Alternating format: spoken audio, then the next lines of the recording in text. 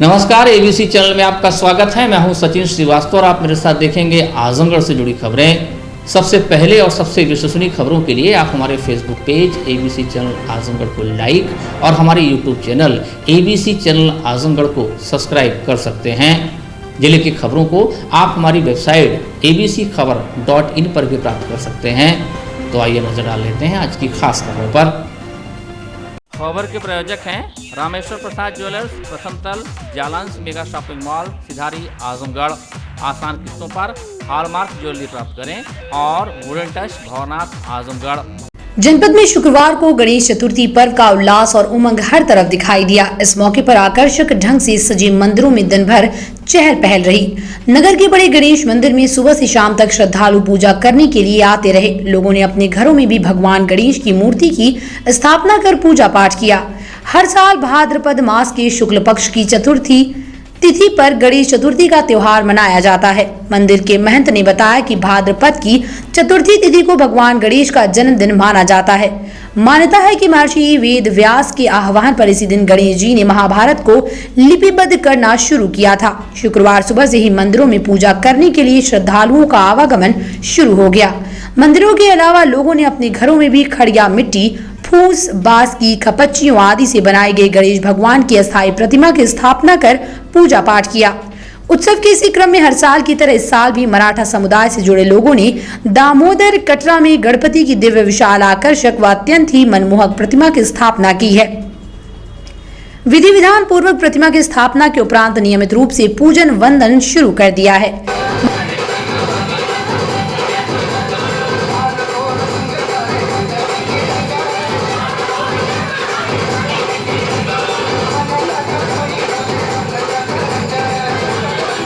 मराठा गणेश उत्सव मंडल के सदाशिव पाटिल ने बताया कि महाराष्ट्र की तरह जनपद में भी गणेश उत्सव धूमधाम से मनाया जाता है। यहाँ स्थापित प्रतिमा बुधवार को पूरे धूमधाम के साथ विसर्जित की जाएगी। और यहाँ हम लोग जैसे महाराष्ट्र में बनाते हैं उसी तरह यहीं पे भी त्यौहार मनाते हैं धूमधाम से अपना। और रोज सुबह 9 बजे आरती करते हैं, रात में 9 बजे आरती करते हैं हम लोग। और आज स्थापना हुई है, हम लोग बुधवार को विसर्जन करेंगे। जिस तरह वहाँ महाराष्ट्र में होता है इसी तरह यहाँ पे भी होता है पूरा। गणेश उत्सव कहा जाता है। आजमगढ़ के निजामाबाद थाना क्षेत्र के मिर्चा गांव में मोहम्मद आजम 18 वर्षीय पुत्र अनवर की गांव के सिवान में बीती रात हत्या कर दी गई। वो घर पर ही अपनी बुजुर्ग मां के साथ अकेला था। उसकी गला दबाकर हत्या की आशंका है। पुलिस उसकी मां से जानकारी करने में जुटी है कि उसकी किसी से दुश्मनी थी कि नहीं।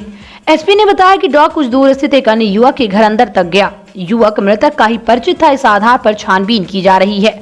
बताया जा रहा है कि रात में 10 बजे के आसपास उसको मोबाइल पर कॉल कर घर से बुलाया गया और उसकी मां खाना खाने के लिए इंतजार करते करते सो गई। सुबह गांव वालों ने बताया कि खेत में आजम की लाश पड़ी है।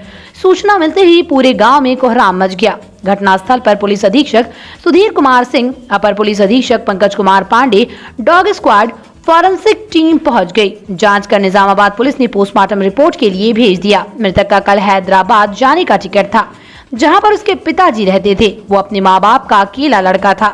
एक बहन है जिसकी शादी हो चुकी है। थाना प्रभारी ने बताया कि मृतक के मोबाइल पर किसी ने रात 10 बजे फोन कर बुलाया था और सुबह उसकी लाश गांव के सिवान में मिली। एक थाना निजामाबाद के ग्राम मिर्ची में एक डेड बॉडी मिली थी मोहम्मद आजम नामक लड़के की, जो कि 19-20 साल का है। और सुबह उसकी बॉडी मिली थी और जब उसके घर वालों से पता किया गया तो उसकी मां द्वारा बताया गया कि रात्रि में एक फ़ोन 10 साढ़े 10 बजे आया था और ये उसे सुनकर वो चला गया था। डॉग स्क्वाड को भी बुलाया गया मौके पर, फील्ड यूनिट को भी बुलाया गया और डॉग एक घर में गया जहां एक लेडी और एक 18-19 साल का लड़का रहता था जो कि घर से फरार है। उसके घर इस मृतक का आना जाना था। अभी इन्वेस्टिगेशन की जा रही है। बॉडी को पंचायतनामा भर के पोस्टमार्टम में तो भेजा गया है और ऑल डिटेल्स निकाली जा रही है। जो भी तथ्य सामने आएगा उसके आधार पर कार्रवाई की जाएगी। डॉग स्क्वाड अहम भूमिका बताई जा रही है। देखिए, डॉग स्क्वाड मौके से जो घर से करीब 1 किलोमीटर दूर घर में गया और वहाँ पर इस मृतक का आना जाना था। उसका एक 19 साल का लड़का भी था, लेडी और लड़का गायब है और काफ़ी ये परिस्थितियाँ काफ़ी संदिग्ध हैं और लेकिन अभी पूरी इन्वेस्टिगेशन की जा रही है, साक्ष्य एकत्रित किया जा रहा है और बहुत जल्दी इसका अनावरण किया जाएगा। एक चीज़ और प्रेम प्रपंच का मामला आ रहा है। अब देखिए ये सारी चीज़ें अभी इन्वेस्टिगेशन की है, जो भी इन्वेस्टिगेशन के दौरान सामने आएगा उस पर कार्रवाई की जाएगी। जीएनपुर कोतवाली क्षेत्र के एक नर्सिंग होम में भर्ती महिला के साथ कंपाउंडर द्वारा दुष्कर्म किए जाने का मामला प्रकाश में आया है। आरोपी कंपाउंडर को पुलिस ने हिरासत में ले लिया। जीएनपुर कोतवाली क्षेत्र के एक अस्पताल में भर्ती महिला के साथ बीती रात कंपाउंडर ने दुष्कर्म किया। पीड़िता के पति की शिकायत पर पहुंची पुलिस ने कंपाउंडर को हिरासत में लेकर जांच में जुट गई है। जीएनपुर कोतवाली क्षेत्र की रहने वाली एक 25 वर्षीय महिला बीते कई दिनों से सर्दी, जुकाम व बुखार से पीड़ित है। पति ने उसे जीएनपुर कस्बा स्थित एक प्राइवेट नर्सिंग होम पर लाकर बीते 6 सितंबर से ही भर्ती कराया है। पति का आरोप है कि रात में वो अपनी पत्नी को अलॉट कमरे में ही सो रहा था। देर रात नर्सिंग होम के कंपाउंडर ने उसकी पत्नी के साथ दुष्कर्म किया। 8 होने पर जब वो जागा तो कंपाउंडर निकलकर भाग गया। पति के शोर मचाने पर अस्पताल परिसर में हड़कंप मच गया। सूचना पर जीएनपुर कोतवाली पुलिस मौके पर पहुंची। आरोपी कंपाउंडर को हिरासत में लेकर पूछताछ की जा रही है। पति के आरोप के बाद मौके पर हड़कंप मचा हुआ है। पुलिस अधीक्षक सुधीर कुमार सिंह ने बताया कि घटना की सूचना मिली है। पति ने कंपाउंडर पर पत्नी के साथ दुष्कर्म का आरोप लगाया है, जबकि पति भी पत्नी के पास ही सोया था। ऐसे में ये जांच का विषय है कि जांच पड़ताल की जा रही है। आरोपी की पुष्टि होने पर मुकदमा पंजीकृत कर कार्रवाई की जाएगी। थाना जीएनपुर में एक हॉस्पिटल है जिसमें एक 29 वर्षीय महिला जो कि उसी थाना क्षेत्र की रहने वाली है, वो 6 तारीख को खांसी जुकाम में भर्ती हुई थी और उसके द्वारा सुबह को ये आरोप लगाया कि उसी हॉस्पिटल के कंपाउंडर जो कि वहाँ पर 4 साल से नौकरी करता था, उसके द्वारा रात्रि में उसके साथ दुराचार किया गया। उसका पति भी उसी कमरे में सोया हुआ था। उनसे भी बातचीत की जा रही। कंपाउंडर को पूछताछ के लिए हिरासत में लिया गया है और जो भी तथ्य होगा उसके आधार पर वैधानिक कार्रवाई की जाएगी। उत्तर प्रदेश विधानसभा चुनाव को लेकर बीजेपी प्रबुद्ध सम्मेलन का आयोजन कर रही है। उत्तर प्रदेश में सियासी पारा चढ़ा हुआ है। चुनाव नजदीक आते देख हर प्रमुख दल वोट बैंक को साधने के अपने अपने तरीके आजमाने में जुटा है। इसी कड़ी में प्रबुद्ध सम्मेलनों की बाढ़ आई हुई है। सपा बसपा पहले ही प्रदेश में इस तरह के सम्मेलनों का आयोजन करके एक खास तबके को रिझाने में लगी हुई है। अब इसी कड़ी में बीजेपी भी शामिल हो गई। शिक्षक दिवस के मौके पर बीजेपी ने भी अपने प्रबुद्ध सम्मेलन का आगाज किया और इसी कड़ी में शुक्रवार को जनपद आजमगढ़ में भी पार्टी द्वारा प्रबुद्ध सम्मेलन का आयोजन किया गया, जिसमें मुख्य अतिथि के रूप में भाजपा गोरखपुर क्षेत्र के क्षेत्रीय अध्यक्ष डॉक्टर धर्मेंद्र सिंह ने शिरकत की। पंडित दीनदयाल उपाध्याय, डॉक्टर श्यामा प्रसाद मुखर्जी के चित्र पर माल्यार्पण कर उन्हें कार्यक्रम की शुरुआत की। इस अवसर पर अखिलेश मिश्रा, गुड्डू, डॉक्टर अशोक सिंह, अवनीश मिश्रा, अमित लता सिंह सहित तमाम लोग मौजूद रहे। समारोह को संबोधित करते हुए क्षेत्रीय अध्यक्ष भाजपा गोरखपुर डॉक्टर धर्मेंद्र सिंह ने कहा कि यूपी में कमल का फूल विकास की धारा बहा रहा है, जिसे आज हर एक जनमानस महसूस कर रहा है। उन्होंने कहा कि पूरे उत्तर प्रदेश की 403 विधानसभाओं में सम्मेलन का आयोजन किया जा रहा है। शिक्षक दिवस 5 सितंबर से शुरू हुआ ये प्रबुद्ध सम्मेलन 20 सितंबर तक चलेगा, जिसके जरिए मोदी व योगी सरकार के कामकाज का रिपोर्ट कार्ड आम जनता के बीच प्रस्तुत किया जा रहा है। इस दौरान केंद्र की उपलब्धियों को जन जन तक पहुंचाया जाएगा। उन्होंने कहा कि कोरोना जैसी वैश्विक महामारी में मुफ्त टीकाकरण अभियान तेजी से चलाया जा रहा है, जिसके लिए मैं प्रधानमंत्री नरेंद्र मोदी का आभार व्यक्त करता हूं। देश के 80 करोड़ गरीबों को मुफ्त में अनाज उपलब्ध कराया जा रहा है। कोई अन्य सरकार होती तो कोरोना महामारी काल में गरीबों की सभी कल्याणकारी योजनाओं को स्थगित कर देती। अनुच्छेद 370 और 35 समाप्त हुआ। 3 तलाक पर कानून बना। राम मंदिर का निर्माण भी शांतिपूर्वक हो रहा है। देश और प्रदेश का चहुमुखी विकास हो रहा है। कार्यक्रम के दौरान भाजपा जिला अध्यक्ष आजमगढ़ सदर ध्रुव सिंह और क्षेत्रीय अध्यक्ष धर्मेंद्र सिंह की उपस्थिति में जिला कार्यालय पर विशाल सेठ, जिला पंचायत सदस्य परशुरामपुर और राम विजय राम ने बसपा छोड़कर अपने समर्थकों सहित भाजपा की सदस्यता ग्रहण की। क्षेत्रीय अध्यक्ष धर्मेंद्र सिंह और जिला अध्यक्ष ध्रुव सिंह ने माला पहनाकर उन सभी का स्वागत किया। इस अवसर पर जिला अध्यक्ष आजमगढ़ सदर ध्रुव सिंह, प्रदेश कार्य समिति सदस्य Akhilesh Mishra, Guddu, Ramadhin Singh, Prem Prakash Rai, doctor Bhakt Vatsal, Madhuri Dubey, KD Ram, Manish Singh, doctor DP Rai, Vandana Singh, Amit Mishra, Alok Singh, Vinay Singh, Anil Singh, Ajay Singh, Rajveer Singh, Kaushlendra Balkeshwar, Pradeep Shukla, Sunil Gupta, Satyendra Sinha, Arvind Jaiswal, Pankaj, Vinod Rai, पदाधिकारी व प्रबुद्ध जन मौजूद रहे। पूरे उत्तर प्रदेश के सभी 403 विधानसभा क्षेत्रों में भारतीय जनता पार्टी ये प्रबुद्ध सम्मेलन कर रही है और 20 सितंबर तक इस काम को हम सब पूरा कर लेंगे। उसी परिप्रेक्ष्य में आज यहाँ प्रबुद्ध सम्मेलन था। जो प्रबुद्ध जन है, समाज का प्रबुद्ध वर्ग समाज में एक नई दिशा देने का काम करता है और इसलिए भारतीय जनता पार्टी के केंद्र नेतृत्व में जो केंद्र में मोदी जी की सरकार 7 वर्षों में जो काम कर रही है और उत्तर प्रदेश के अंदर 4.5 वर्षों से जो योगी आदित्यनाथ जी के नेतृत्व में सरकार ने कार्य किया है, उसका हम सब ने विस्तार से इस प्रबुद्ध वर्ग के माध्यम से रखने का काम किया है और उसी की दृष्टि से सब विधानसभा के प्रबुद्ध सम्मेलन किए जा रहे हैं। महंगाई का जो स्तर बढ़ता जा रहा है, गैस सिलेंडर और पेट्रोल डीजल के दाम बढ़ते जा रहे हैं, उससे कोई अंकुश नहीं लग रहा है, क्या करें? देखिए, पहली बार ऐसा है कि कोरोना जैसी वैश्विक महामारी के बाद भी पूरे देश के अंदर, इस देश में बहुत सारे वायरस आए, पोलियो के टीके बनाने में 50 वर्ष लग गए, लेकिन ये पहली बार है कि दुनिया के अंदर इतनी कोरोना की वैश्विक महामारी में बहुत बड़े बड़े संपन्न देश धराशायी हो गए। लेकिन प्रधानमंत्री मोदी जी और इस देश के वैज्ञानिकों को मैं बधाई देना चाहता हूं कि 1 वर्ष के भीतर स्वदेशी वैक्सीन 2 वैक्सीन बनाने का काम और इस देश के नागरिकों को मुफ्त में वैक्सीन देने का काम इस कोरोना की आपदा में भी लगातार चल रहा। 67 करोड़ से अधिक वैक्सीन इस देश में लग चुके हैं। 80 करोड़ से अधिक गरीबों को, लोगों को निःशुल्क राशन देने का काम, यानी जितनी भी गरीब कल्याणकारी योजनाएं हैं उनको हम सब ने कहीं नहीं रोका है। अगर दूसरी कोई सरकार रहती तो सारे गरीब कल्याणकारी योजनाओं को बीच में ब्रेक कर दिया जाता। तो आप कोरोना की बात कर रहे हैं, कोरोना में 2 साल में आम जनता गरीब बहुत ज़्यादा त्रस्त हो गई है, उसके बाद भी गैस सिलेंडर और पेट्रोल डीजल के दाम बढ़ जा रहे हैं, उस पर क्या कहना है? मेरा वही बात कहना है, केवल एक विषय को लेकर के नहीं, इस देश के अंदर 80 करोड़ गरीबों को मुफ्त में राशन दिया जा रहा है और वो भी नवंबर तक 5 महीने तक लगातार दिया जा रहा है, ताकि कोई भी ठेला खुमचा लगाने वाला छोटा मोटा गरीब वो परेशान ना हो सके। और ये सब काम देने का काम, मुफ्त में वैक्सीन देने का काम।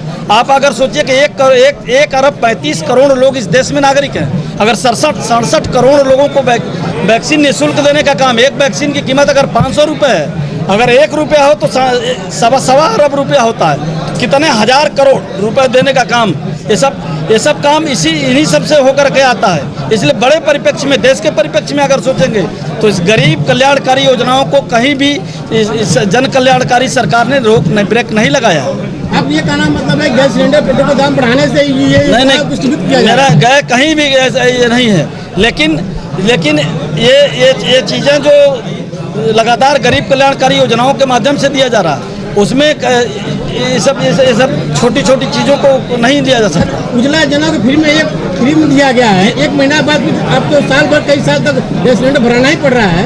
नहीं, ये तो कहाँ भरा पाएंगे? ये उज्ज्वला योजना में है ही, जब गैस के सिलेंडर इस देश में नहीं मिल रहे थे लोगों को, तो उज्ज्वला योजना में मुफ्त में सिलेंडर देने का काम एक ही बार करना था, उसके बाद तो लोग अपने भराएंगे, तो पहले से ही है। गैस सिलेंडर का दाम 900-1000 रुपया हो जा रहा है, उसमें सब्सिडी भी मिल रही है, लोगों को खाते में सब्सिडी का पैसा भी जा रहा है। प्रदेश विधानसभा चुनाव में अब कुछ महीने ही बचे हैं, जिसको लेकर नेताओं ने अपने अपने क्षेत्र में लोगों के बीच जनसंपर्क तेज कर दिया है।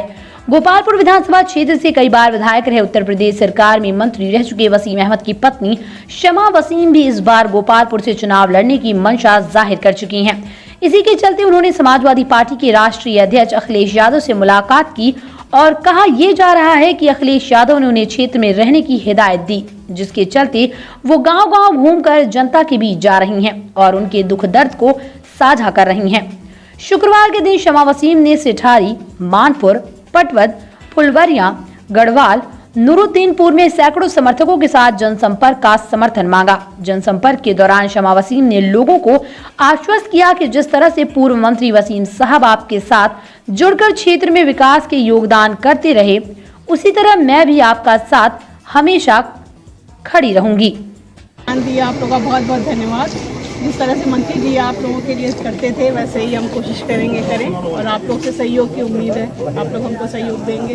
तो हम उन्हीं के जैसे काम करने की कोशिश करेंगे। आजमगढ़ में मुख्तार अंसारी गैंग के खिलाफ लगातार शिकंजा कसता जा रहा है। एक दिन पूर्व ही आजमगढ़ गैंगस्टर कोर्ट से मुख्तार की जमानत याचिका खारिज हुई थी। अब उसके खास गुर्गे अनुज कनौजिया के मऊ स्थित घर की कुर्की के बाद ध्वस्तीकरण की कार्रवाई शुरू हो चुकी है। आजमगढ़ के एसपी सुधीर कुमार सिंह ने जानकारी दी है कि फरार गैंगस्टर आरोपी अनुज कनौजिया के मकान के ध्वस्तीकरण के लिए आजमगढ़ पुलिस ने जिलाधिकारी मऊ को पत्र लिखा। मुख्तार अंसारी गिरोह के सक्रिय सदस्य अनुज कनौजिया के घर के अवैध रूप से पोखरी की जमीन पर निर्माण कराए जाने के चलते उस मकान को ध्वस्त करने की योजना बना रही है। इस मामले में आजमगढ़ के पुलिस अधीक्षक सुधीर कुमार सिंह ने जिलाधिकारी मऊ को पत्र लिखकर गैंगस्टर अनुज कनौजिया के मकान को ध्वस्त करने का अनुरोध किया है। जल्द ही अनुज कनौजिया का अवैध रूप से बनाया गया मकान ध्वस्त किया जाएगा। मुख्तार अंसारी गैंग के कुछ मेंबर्स पर कार्रवाई पिछले दिनों की गई है और जैसा कि कल मुख्तार अंसारी की बेल की सुनवाई हुई थी, जो कि बेल उसकी यहाँ से कैंसिल हुई है, ये पुलिस की एक बड़ी सफलता है। इसके अतिरिक्त अनुज कनौजिया जिसकी कुर्की की गई थी उसका मकान जो कि मऊ में स्थित है वो पोखरी होती है उस पर बना हुआ है और अवैध रूप से बना हुआ, उसके ध्वस्तीकरण हेतु जिलाधिकारी मऊ को एक रिपोर्ट प्रेषित की गई है और उसकी कॉपी एसपी मऊ को भी की गई है और जल्दी ही उसमें कार्रवाई पूरी कर उसका जो अवैध पोखरी पर जो अवैध मकान बना हुआ उसका ध्वस्तीकरण किया गया। आजादी के अमृत महोत्सव एवं चौरी चौरा शताब्दी समारोह की श्रृंखला के अंतर्गत शुक्रवार को जिलाधिकारी राजेश कुमार द्वारा कलेक्ट्रेट सभागार में स्वतंत्रता संग्राम आंदोलन में महत्वपूर्ण योगदान देने वाले महान देशभक्त, कुशल प्रशासक, सफल वक्ता एवं उदारमान भारत रत्न पंडित गोविंद बल्लभ पंत जी की जयंती के अवसर पर उनके चित्र प्रतिमा पर पुष्प अर्पित कर कार्यक्रम का शुभारंभ किया गया। इसी के साथ ही समस्त कलेक्ट्रेट परिवार के अधिकारी कर्मचारियों ने भी भारत रत्न पंडित गोविंद बल्लभ पंत जी के चित्र प्रतिमा पर पुष्प अर्पित किया।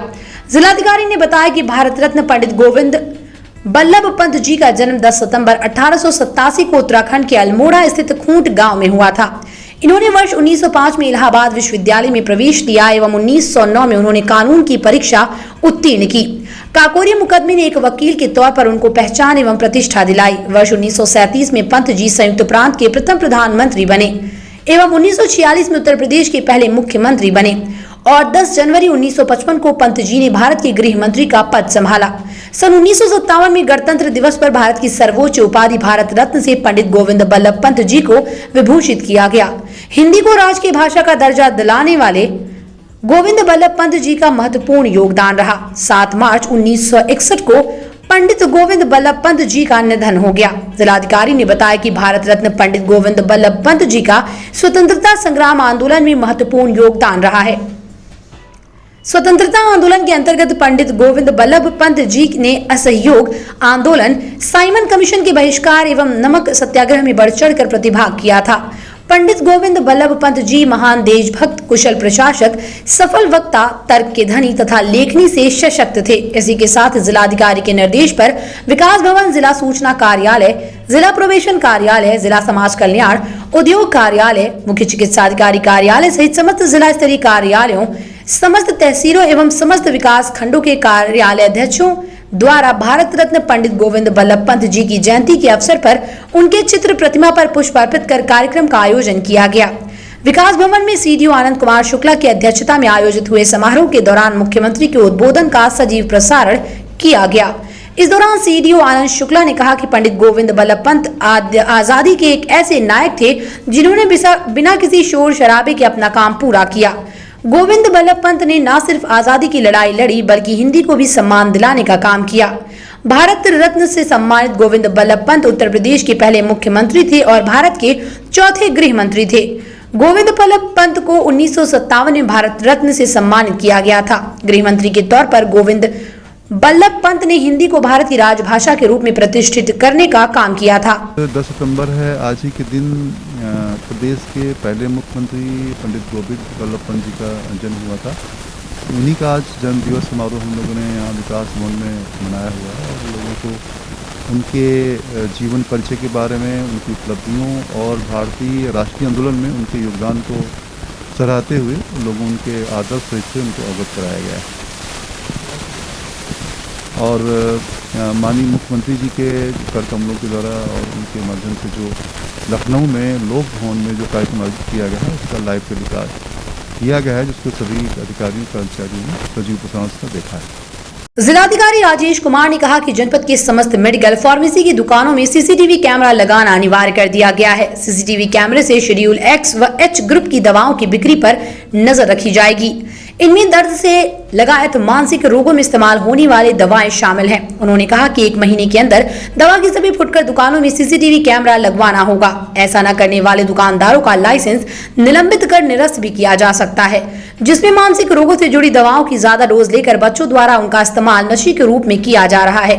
यदि बच्चों को मानसिक रोगों से जुड़ी दवाएं नहीं मिलती हैं तो वो दर्द की दवाओं का ज्यादा से ज्यादा इस्तेमाल नशे के लिए करने लगते हैं। इसे देखते हुए राज्य बाल अधिकार संरक्षण आयोग ने शेड्यूल H और X ग्रुप की दवाओं की बिक्री पर नजर रखने के निर्देश दिए हैं। राज्य बाल अधिकार संरक्षण आयोग ने शुक्रवार को लखनऊ में समीक्षा बैठक की थी। बैठक में आयोग के सदस्यों ने सीआरपीसी की धारा 133 के अंतर्गत दिए गए प्रावधानों के क्रियान्वयन में सभी मेडिकल स्टोरों के अंदर व बाहर सीसीटीवी कैमरे लगाने के निर्देश दिए। शेड्यूल H अनिद्रा, मानसिक परेशानियों आदि की दवाएं तथा शेड्यूल X झटका, दर्द, नींद, शराब छुड़ाने वाली दवा, चर्म रोगों में इस्तेमाल किए जाने वाले मरहम आदि दवाएं शामिल है। जिलाधिकारी ने कहा कि सभी फुटकर दवा विक्रेताओं को सीसीटीवी कैमरे लगाने के निर्देश जारी कर दिए गए हैं। 1 महीने के अंदर दुकान के अंदर व बाहर कैमरे लगवाना अनिवार्य है। लापरवाही अक्षम्य होगी। पंजीकृत डॉक्टर के पर्चे पर ही शेड्यूल H व X ग्रुप की दवाओं की बिक्री होनी चाहिए।